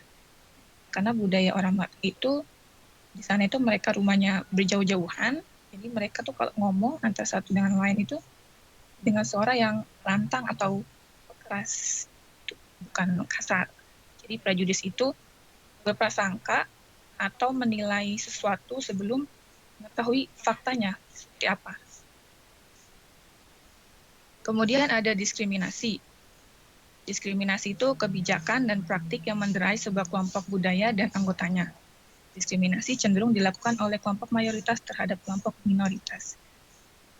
Jadi diskriminasi itu bisa dibilang sikap membeda-bedakan golongan tertentu terhadap kepentingan-kepentingan tertentu. Misal diskriminasi gender. Misalnya pekerjaan sopir atau kurir itu cocoknya untuk laki-laki aja, perempuan mana boleh. Itu contoh diskriminasi. Padahal kenyataannya sah saja kalau perempuan melakukan pekerjaan itu, nggak ada aturan yang melarang, nggak ada aturan yang menyatakan bahwa perempuan nggak boleh untuk menjadi sopir. Itu diskriminasi. Kemudian yang terakhir, permasalahan kebudayaan juga dapat muncul karena penyebaran global yang ditandai dengan 3 hal. Pertama, ekonomi global. Jadi dengan ekonomi global banyak banget produk-produk atau produk-produk yang masuk ke dalam negeri sehingga masyarakat Indonesia cenderung membeli produk luar negeri, jadi produk lokal semakin lama semakin tertinggal. Kemudian ada komunikasi global. Dengan kecanggihan teknologi saat ini, kita dengan sangat gampang ya berkomunikasi, meskipun bisa dengan jarak jauh, dan bisa juga ada menimbulkan dampak negatif terhadap budaya karena dengan saluran informasi yang luas, dengan nilai-nilai budaya luar atau yang tidak sesuai dengan Indonesia itu gampang masuk ke negara kita sehingga budaya kita sendiri itu lama-lama semakin terkikis dan hilang. Kemudian ada migrasi global. Migrasi global. Contohnya ada orang asing datang ke Indonesia. Orang asing ini ternyata pintar dan dia maksudnya sukses gitu dibandingkan masyarakat setempat yang dia datangi. Itu bisa jadi permasalahan kebudayaan karena nanti muncul kecemburuan sosial antara masyarakat setempat dan juga transmigrannya. Itu dia presentasi dari kita, kurang lebihnya mohon maaf. Wassalamualaikum warahmatullahi wabarakatuh. Waalaikumsalam warahmatullahi wabarakatuh. Waalaikumsalam warahmatullahi wabarakatuh. Silakan, sekarang dibuka sesi diskusi. Perwakilan dari kelompok lain silakan bertanya. Nah ini saya kok dari kelompok 3. Siap. Silakan Davi. Siapa namanya Kak? Perkenalkan nama saya Andi Setiawan dari kelompok 3. Saya ingin bertanya Kak, bagaimana menurut pandangan Kakak tentang perbedaan antara suku bangsa? Karena sama-sama kita ketahui di dunia ini kan suku budaya ini sangat beragam ya Kak, terutama di Indonesia antara suku, ras dan budaya. Tetapi kenapa ya masih banyak bentrokan antara satu sama lain? Contohnya terjadi perang samping kak antara suku Dayak dengan suku Madura. Bagaimana menurut kakak? Terima kasih. Baik, terima kasih. Kemudian ada lagi itu Saya Pak, Don saya Pak. Donovan tadi udah angkat tangan tuh. Oke, silakan, Oke. silakan. Adinda tadi sudah, ya kita beri kesempatan buat yang lain ya, Adinda ya. Iya, Pak. Baik, silakan. Siapa tadi tuh? Kalau di ini sudah mengangkat tangan. Davin Donovan, ada Iya Davin, ada Pak, Dara sama ada. Fahriska. Silakan. Davin, Dara, kemudian Fahriska. Saya dulu ya Pak ya. Ya, silakan Davin. Ya, perkenalkan saya Davin dari kelompok 6. Saya mau nanya, tadi kan disebutkan kalau manusia tuh nggak bisa lepas dari kebudayaan gitu. Nah, salah satunya itu kebudayaan, kalau di buku itu ada perayaan Imlek gitu. Nah, seandainya perayaan Imlek itu ditiadakan, kira-kira menurut kalian dampak signifikan, yang paling signifikan apa yang terjadi di dalam kehidupan manusia gitu gitu. Tapi bukan cuma sekedar dampak nggak dapat angpau atau dan lain sebagainya, bukan cuma sekedar itu gitu, tapi apa yang paling signifikan gitu yang menurut kalian yang akan terjadi. Itu aja sih. Terima kasih. Terima Oke, Kak. kasih. Davin dari kelompok berapa, Davin? Kelompok 6 Pak. Kelompok 6 ya. Baik, silakan. Selanjutnya siapa? Dara ya. Ayo Dara. Selamat pagi semuanya. Kedengeran Pak? Kedengeran. Dengaran, Kak. Oke. Oke, Dara. Silakan. Saya Dara Resti dari kelompok 9. Mau sharing gimana caranya Anda untuk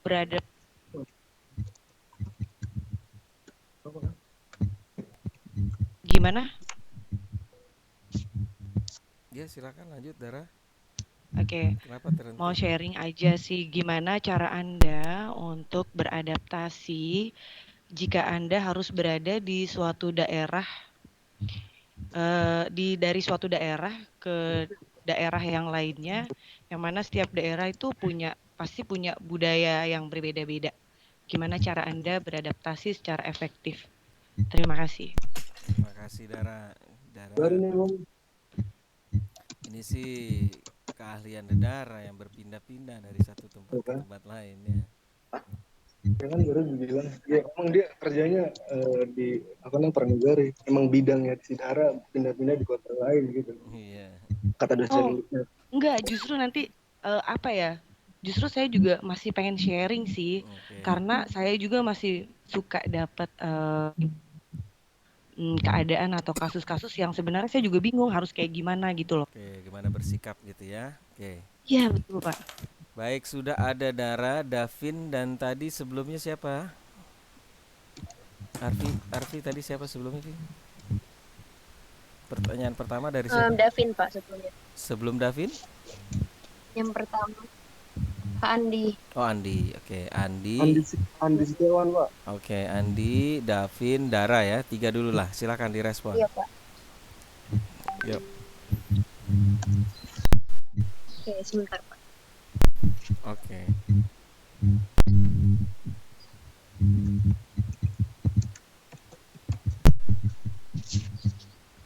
Kalau Andi tadi pertanyaannya apa, Di? Saya ulang ya Pak. Bagaimana menurut pandangan kakak tentang perbedaan antara suku, oke. bangsa Yang konflik ya, seperti di Madura ya, dan betul, Pak. Kalimantan. Yang Sampit ya. Ya, tragedi Sampit, tragedi yang memilukan. Tidak hanya di daerah Kalimantan ya, di Papua juga terjadi. Tidak hanya di Ambon juga terjadi, ya toh. Kemudian di daerah Maluku juga terjadi. Sebetulnya bukan hanya persoalan perbedaan etnis, ada juga nuansa lain, misalnya nuansa politik. Di Maluku itu rusuh misalnya di momen-momen seperti pemilihan kepala daerah, itu nuansa politik. Di Ambon nuansanya nuansa agama, itu nuansa agama antara Muslim dan Kristen di Poso. Kemudian kalau di Sampit itu nuansanya memang etnis antara Madura dengan suku Dayak. Nah, ini memang rentan terjadi. Ini yang dikatakan bahwa Indonesia ini masyarakatnya majemuk, itu suku-sukunya banyak. Salah satu potensi ancaman atau apa namanya, salah satu ciri di mana satu masyarakat itu rentan dengan konflik itu adalah kemajemukan, Andi. Jadi kalau semakin majemuk, dia sebetulnya semakin rentan terhadap konflik pergesekan, karena kan semakin majemuk maka perbedaan itu akan semakin banyak, gitu ya.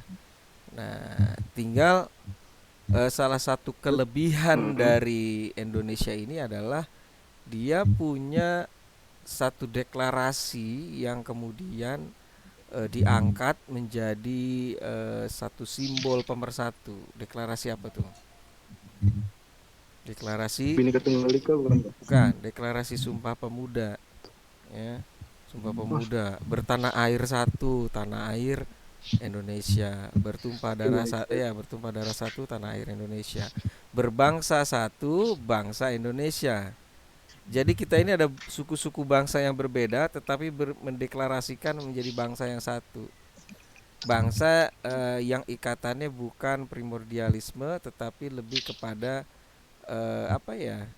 semacam nasib yang sama, karena pada waktu itu diangkat adalah kita dijajah oleh bangsa asing, gitu. Nah, karena berangkat dari nasib yang sama, akhirnya rasa rasa fanatis terhadap kebangsaan itu muncul, gitu ya. Nah, memang Pak, itu kenapa bisa konflik ya di Dayak dengan Madura? Bisa, pasti itu, karena kalau udah perbedaan begitu akan rentan. Makanya perlu ada dialog, harus ada satu nilai bersama yang dianut, yang dipegang, dijunjung tinggi. Harus dijunjung tinggi. Misalnya satu ideologi Pancasila, atau satu apalagi yang kebersamaan yang diangkat, itu satu value bersama. Karena kan nanti kalau kayak Madura sebagai pendatang, dia akan rebutan ini resource di sana. Kan konflik manusia tuh nggak lepas dari itu tuh, power, kemudian resource, kewenangan dan resource, SDM SDA, ya, gitu. Oke, malah saya yang menanggapi. Silahkan kelompok 2 dulu menanggapi. Ya. Terima kasih Pak atas tanggapannya. Ya. Yo, kelompok 2 udah? Iya Pak, sudah. Oke, silakan ditanggapi kawan-kawannya yang bertanya tadi. Kita sebentar lagi nih. Ya. Pertama mau menanggapi dari pertanyaan Kak Davin dari kelompok 6. Manusia kan tidak dapat lepas dari kebudayaan, salah satunya perayaan Imlek. Kalau perayaan Imlek ditiadakan, dampak paling signifikan yang terjadi pada kehidupan manusia, ya. Jadi perayaan Imlek itu kan perayaan terpenting untuk orang-orang yang kepercayaannya seperti Tionghoa gitu. Nah, sama seperti kayak Lebaran. Jadi kalau misalnya ditanya, misalnya tahun baru Imlek ditiadakan, sama seperti kayak misalnya Lebaran tuh ditiadakan. Bisa kita lihat kan nanti yang toleransi antar beragamanya jadinya berkurang, dan terus masyarakat yang menganut agama tersebut pastinya akan mendemo, memberontak, karena kan tahun baru Imlek itu sudah hak orang-orang yang menganut agama tersebut untuk merayakan tahun barunya, seperti kayak Natal, Lebaran. Kalau misalnya ditiadakan juga pasti orang dengan agama tersebut pasti tidak akan setuju gitu, Kak.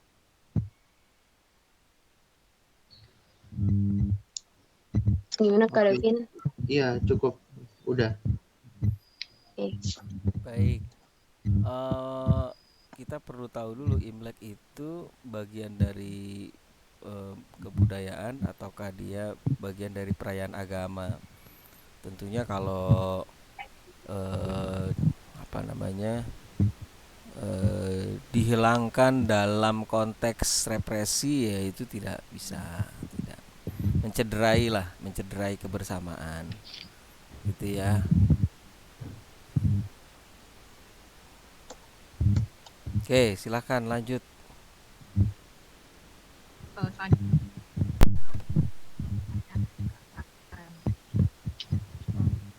Mungkin perbedaan bisa muncul gara-gara perbedaan paham, perbedaan budaya.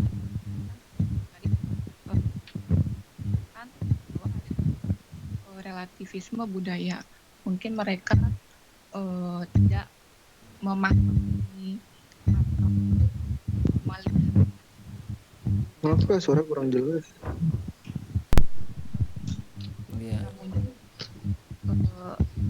Sebabnya mungkin gara-gara adanya budaya atau pemahaman bahwa kita harus melihat budaya itu sebagai orang dari budaya kelompok tersebut gitu. Mungkin itu. Jadi kan ada konflik.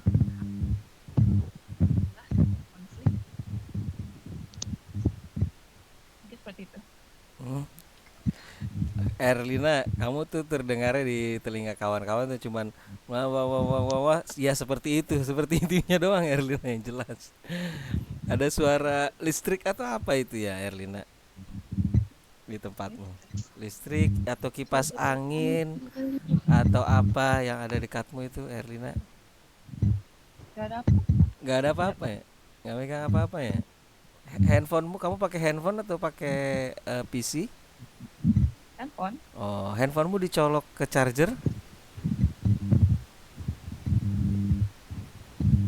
Handphonemu dicolok ke charger? Enggak, Pak. Enggak. Oke. Ya mungkin atau sinyal kali ya, sinyalnya mengganggu. Tapi intinya seperti itu ya Erlina, bahwa perbedaan itu bisa beragam tadi ya, yang saya tangkap dari Erlina walaupun sepotong-potong. Perbedaan itu bisa terjadi karena berbagai macam persoalan, baik di dalam persoalan kebudayaan, begitu ya Erlina ya. Nah, ini mungkin menanggapi Dara ya, Dara. Kan berpindah-pindah dari satu tempat ke tempat yang lain ya Dara ya. Maka Iya, Pak. maka yang perlu kita tingkatkan dari diri kita adalah kemampuan adaptasi. Adaptability, kalau kata Piaget itu ya adaptable. Jadi manusia itu begitu sampai pada tingkatan yang yang optimal dari dirinya, itu adalah dia bisa menjadi manusia yang adaptable, manusia yang bisa beradaptasi begitu. Maka sikap yang pertama kita lakukan adalah membaca terlebih dahulu Dara, di research dulu. Kamu misalnya mau pergi kemana, kan kalau pramugari itu kamu pramugari hanya di lingkup antar wilayah di Indonesia atau sampai ke luar negeri Dara? Kalau pekerjaan sampai ke luar negeri, Pak. Sampai ke luar negeri. Cuman ya? kadang bingungnya tuh gini ya, Pak ya. Gimana? Apa ya kalau misalkan kita ketemu sama satu orang yang kebudayaannya adalah misalnya A gitu, Pak ya. A itu apa? Misalnya kita sekarang berada di katakanlah di Jakarta, ya kan? Orang Jakarta seperti ini, kebiasaan begini. Nah, nanti tibanya kita berada di contohnya di timur, itu pasti kan akan berbeda lagi ya Pak ya. Kalau menurut Bapak, apa sih pertama tuh yang harus kita pelajari dulu gitu loh? Apa dari segi bahasanya kah atau kebiasaannya kah? Karena bingungnya itu gini Pak. Kalau misalkan kita pelajari dari bahasanya kan nggak mungkin ya, karena banyak banget ya Pak ya. Dari bahasanya. Terus kalau misalkan kita pelajari dari kebudayaannya juga banyak banget juga ya, mungkin juga sih kalau misalkan mau belajar ini apa kita belajar dari pertama itu dari kebiasaannya. Ya, beda-beda. Nanti kita ngomongnya maksudnya baik, tapi dibilangnya kok kamu begitu, nggak sopan segala macam gitu gini.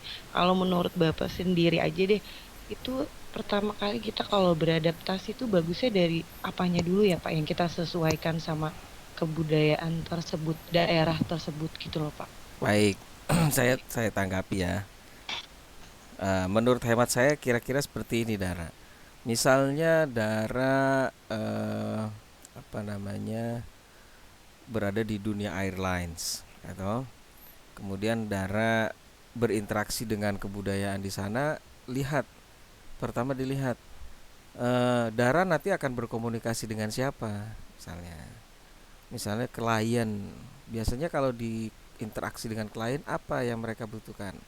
Oke, tata cara makan misalnya, kemudian opening speech, hal-hal yang tidak perlu tabu untuk dibicarakan gitu ya. Misalnya kalau di Indonesia orang biasa bertanya tentang usia, kemudian umurnya berapa, kemudian tinggal di mana, sudah menikah belum, anaknya berapa gitu ya. Ini hal yang lumrah biasa di budaya kita.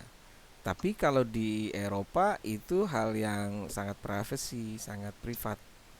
Nah, batasan-batasan semacam itu Dara yang perlu Dara ketahui untuk di awal, ya toh, di dalam berinteraksi, berkomunikasi itu dulu.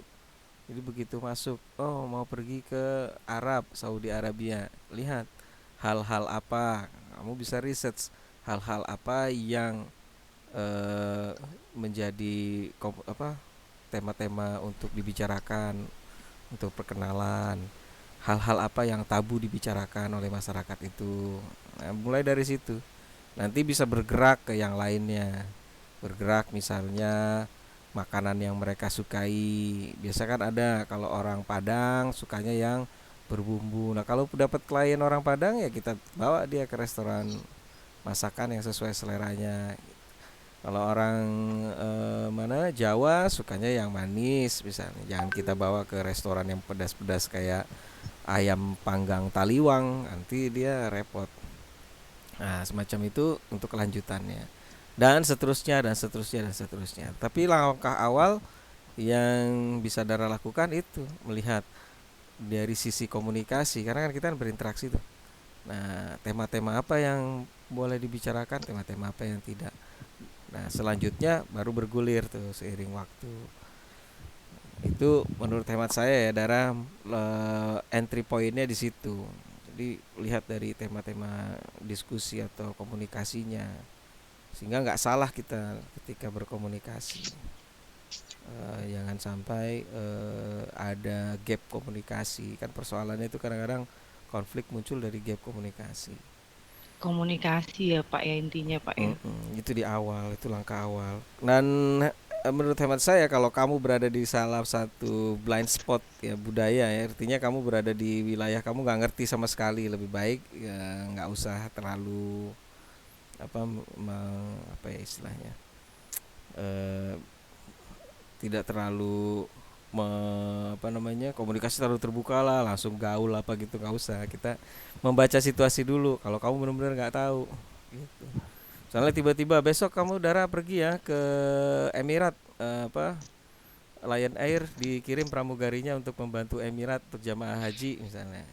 Nyata kamu ngambil jamaah haji dari Thailand, terus dari mana, terus kamu harus melayani mereka, memberikan servis misalnya. Kemudian kamu stay di sana, ya kamu nggak ngerti budaya sana, ya lebih baik lebih banyak diam lah istilahnya, jangan salah bicara kan itu. Kalau misalkan kayak apa ya Pak, kalau misalnya seperti kayak sikap atau makanan, sikap deh, oke. Kalau sikap misalnya ada beberapa daerah yang kalau misalnya sikap mungkin apa ya bilangnya, cipika-cipiki gitu Bapak, biasa aja gitu. Tapi menurut saya sih sebenarnya saya agak gimana gitu ya kan. Agak risih gitu ya. Iya, betul Pak. Mm-mm. Itu gimana Pak ya? Menolaknya supaya halus banget. Oh, Jangan sampai, saya nggak mau sampai orang tersebut tersinggung sama sikap saya atau mm-mm. ucapan saya gitu loh Pak. Iya. Ya, apa namanya? Kalau saya seorang muslim ya, kalau saya seorang muslim biasanya ada alasan, misalnya pada saat mau salaman, kemudian mau cipika-cipiki, kan salamannya tidak perlu bersentuhan. Ya, tinggal bilang maaf saya sedang ada air wudhu. Nah, itu bisa. Atau sekarang, kalau yang sekarang ini lagi protokol kesehatan, ya kamu pakai masker aja. Terus kamu sudah langsung begitu begitu apa namanya? Begitu mau diperkenalkan, misalnya ini darah gitu, kamu langsung mengambil tanganmu di depan dengan sikap, apa istilahnya itu, kalau kayak di apa namanya, di ikon itu kan ada tangan di ini, seperti ini nih, seperti ini, mana kamera ya, seperti begini. Oke, terima kasih Pak gitu, selamat, salam kenal, sudah begini duluan, nggak kamu sodorkan pipimu darah. Kalau kamu sodorkan pipimu ya sudah lah, akan diembat juga sama orang itu kan, kira-kira gitu ya.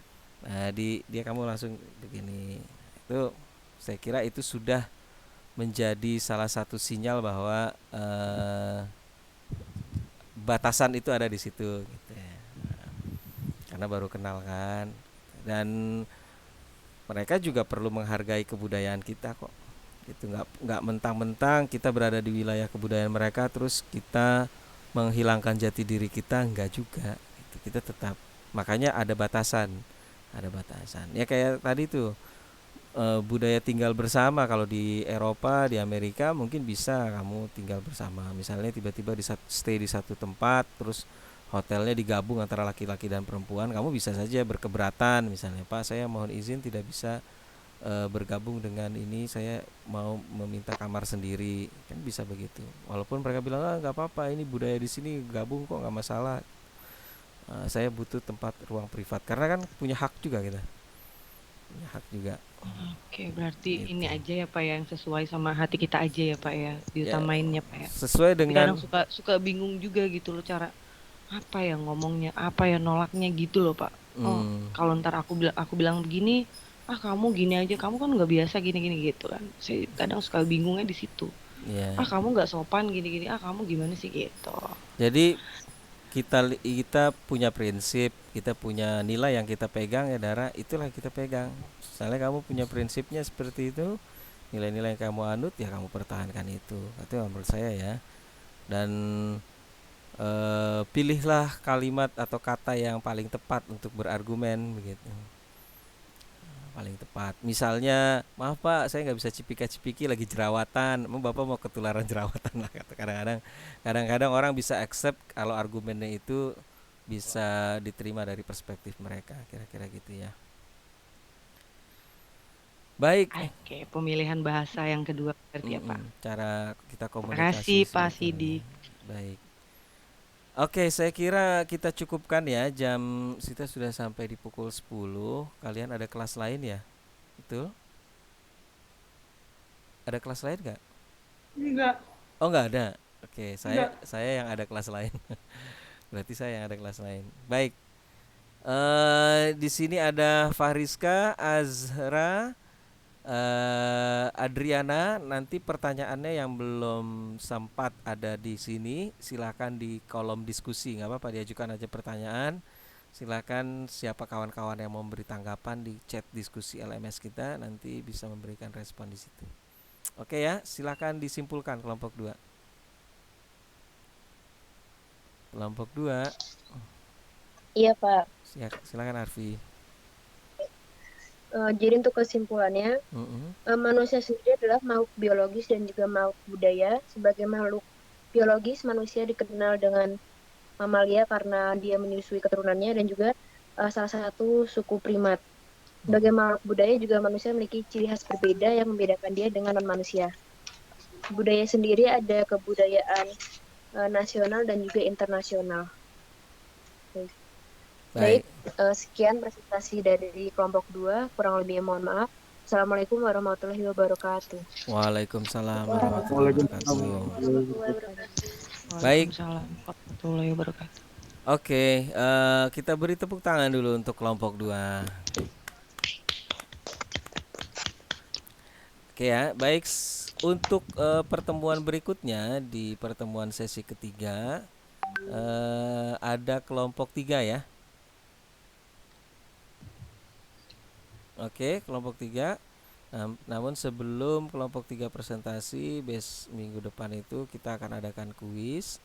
Sebetulnya bisa saja kuisnya saya kirimkan terlebih dahulu, tetapi nanti kita lihat lah ya. Saya berharap sih langsung saja dikerjakan di on the spot gitu ya, sebagaimana kita TTM. Kalian saya share screen, kemudian langsung dikerjakan, langsung selesai, jadi nggak usah ditunda-tunda. Ya, saya kira itu. Nanti kemudian kelompok 3 akan menjadi pemantik diskusinya. Kemudian Adinda bergabung dengan Fahriska ya di kelompok 7 ya, Dinda.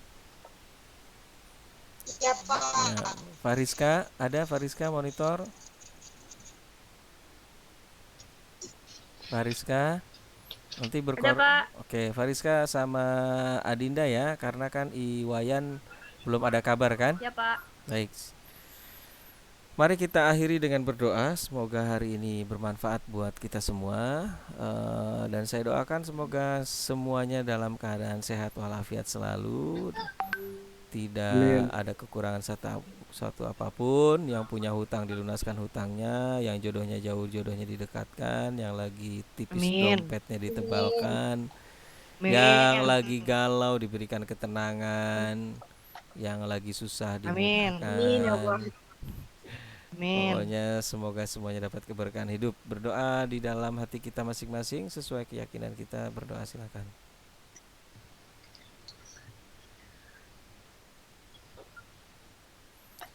Amin ya rabbal alamin. Sampai bertemu Sabtu mendatang. Sampai jumpa lagi. Assalamualaikum warahmatullahi wabarakatuh.